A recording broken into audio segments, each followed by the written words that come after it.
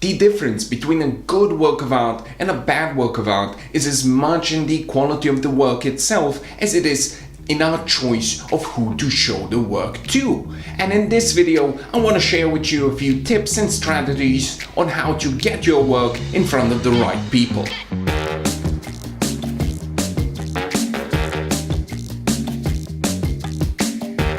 What's up? My name's Matej and you're watching The Surviving Art Show, the only show where exposure is considered a real currency. On this channel, we focus on the business side of art, how to price your work, how to approach galleries and get exhibitions, as well as how to find collectors and how to sell your work directly to the open markets. So, if you're new, consider subscribing. For us artists, there are really two ways how to approach the art market in the art world. One is the tried and true method of finding a gallery to represent your work and then getting filthy rich eventually. And the other, ever more popular one, is going at it solo and attacking the art market directly through your website or via social media and the like. And on today's video, we'll be focusing on how to get gallery representation. The art market is a volatile place for collectors, and these are really the people gallerists cater to. So, in order for your work to be successful in the gallery system, it has to tick a few checkboxes. If you want gallery representation, the most important thing you have to focus on is regularity.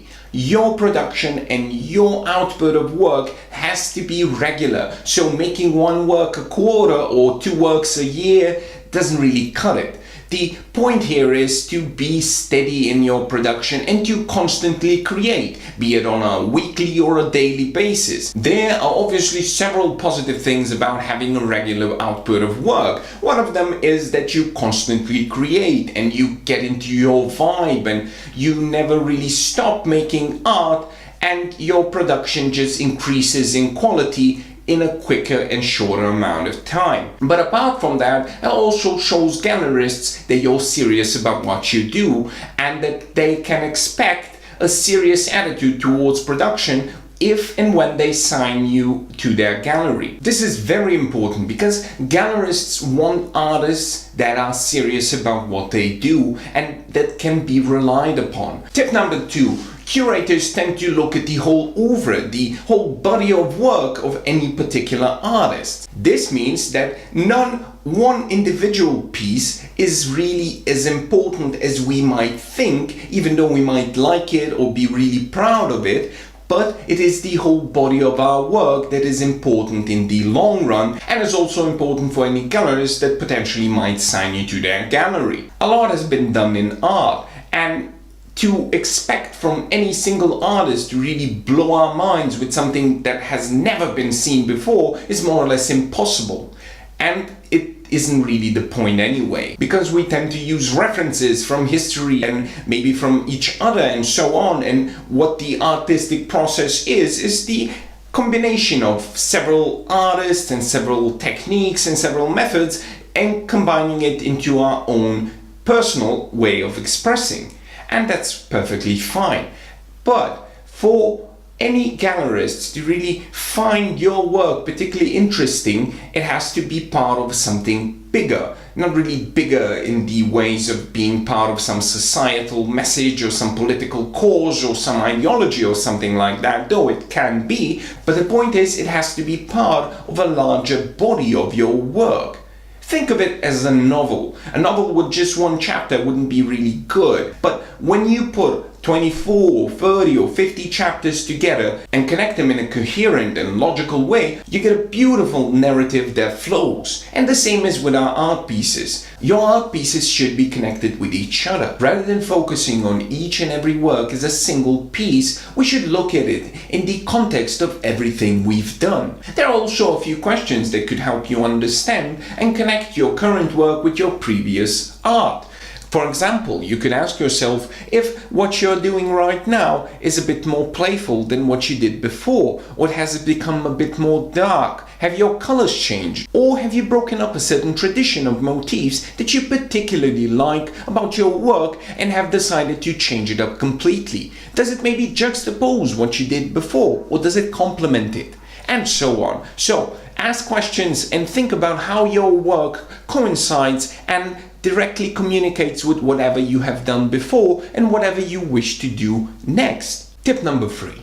An artist's brand is only as strong as their presence in the lives of their followers. What I mean by this is, regardless of how many CVs, open calls and applications we send out, how much work we do and how much we paint or sculpt, the important part of any artist's career is to connect with the people who are part of the art world. And that means 2 things. 1, posting regularly on your social media. What I mean by this is not just posting once a week. You should be constant in your social media updates. And it doesn't mean that you have to do 60 or 70 pictures a day or even 5 or 10 pictures a day. But having some social media presence with a good PR campaign that really means just posting images about what you do, maybe some behind the scenes things, maybe a sketch here and there, and just whatever you like to post and like to do, so people online can get to know you better. Because people online could be gallerists that are maybe just passively searching on Instagram for things they might like, or actively searching for new talent to sign to their gallery. And number 2, not just social media, but real social interactions. We should go out as artists and connect with real people. That means going to exhibition openings. It means going to open events like artist talks and other events that galleries and museums might have that are connected with our craft. This is extremely important if we have no contacts in the gallery world whatsoever. Because the point is, they won't come just out of thin air. We have to create these connections. And creating connections means going out there and mingling and having a little bit of small talk on an exhibition opening, and hopefully at the 2nd, 3rd or maybe 10th exhibition we'll get a little bit closer to whoever is in charge of the gallery, or at least whoever handles their PR or maybe talent search or something else, and we will have a valuable connection that we can nurture over time. No matter how small our cities are, there's probably 1 or 2 exhibitions going on a month at least, so you really have no excuses to just go out and attend these things. And social anxiety here is also obviously a big factor. We all suffer a little bit from it, some more, some less. I mean, I suffer from it also from time to time, and it's just a normal thing that happens. And here, just don't forget that most of the other people that are there are also anxious to be there. And everybody is just waiting for somebody to break the ice and start talking, so might as well be you, and you can also then be the hero of the situation because you started the whole conversation anyway. And people like people who start conversations, especially those who want to talk but don't really know how to start it.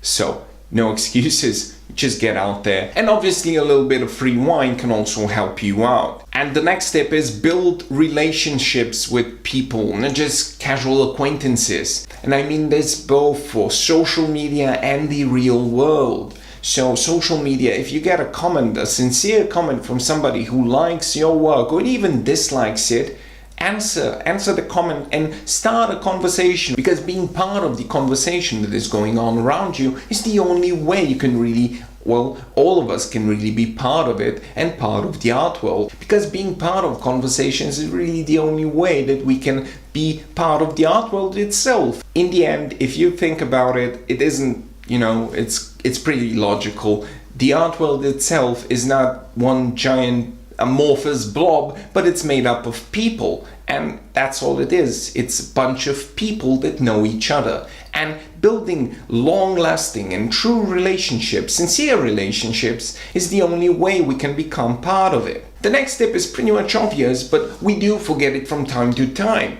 and that is to aim at galleries and exhibition spaces that actually show work that is similar to your own. Instead of going to a gallery that just shows some form of experimental video installations and new media art and so on, and you being a realistic portrait painter, you're not really going to get far. But if you find a gallery that specializes in portrait, especially the kind of portrait work that you do, because even in portrait work, there's obviously a bunch of segments we need to be aware of, and some galleries might actually specialize in exactly the work you do. So, finding a good fit for your work is really important. In the end, do not forget that there are two kinds of galleries, one that are privately owned and the others that are public institutions. And your tactic in approaching either one of them should differ, because private galleries sell art to their collectors. That's what they do. But public institutions don't need to sell anything because they live off government money or some other's patrons' money. Keep in mind when approaching private galleries that they have to see your work as having potential to be sold to their collector base. Otherwise, they won't sign you no matter how good you are as an artist. And it makes sense because that's what they do. That's their business plan. But with privately owned institutions like governmentally funded galleries and exhibition spaces, their hands aren't really tied by the fact that they have to present work that can be sold, but can focus more on the power of the work's narrative, and as such are more open to experimental installations, video works, and other works of art that might not have such a potential to be sold on the market. This is obviously important because if you do installation art or performance art or any kind of art in a medium that is hard to sell, your chances of getting a show in a public institution are much higher, albeit they are then more prone to the questions of do you know the people who work there, because obviously if there is no sales, no financial filter, no question about is your art sellable, the filter then becomes are your connections with the people who work there good, not good, or non-existent. And you should focus therefore more on building your connections with such galleries, where on the other side, the privately owned galleries, obviously connections are really important. Some galleries won't even look at your work if you don't know anybody there. But if the work isn't sellable, you'll just be out of luck. Be it public or private, having a plan, even just a rough one, is better than having no plan at all and just blindly going out and expecting a show just because you showed up. It just doesn't work like that. But if you can find the basic intention that any gallery or institution has in what they want to do, and if you can align their wants with your story and with your needs, you'll have a much easier time getting in front of the people and showing them their work and getting accepted. So this is it for today's video. If you like, you can share your strategies and what has worked for you in the comment section below. And tune in next time when we'll talk about how to approach the open market and attack it directly. If you'd like to see more videos about the business side of art, consider subscribing and clicking the small little bell icon so you know whenever I upload a new video. And I'll see you next time on Surviving Art.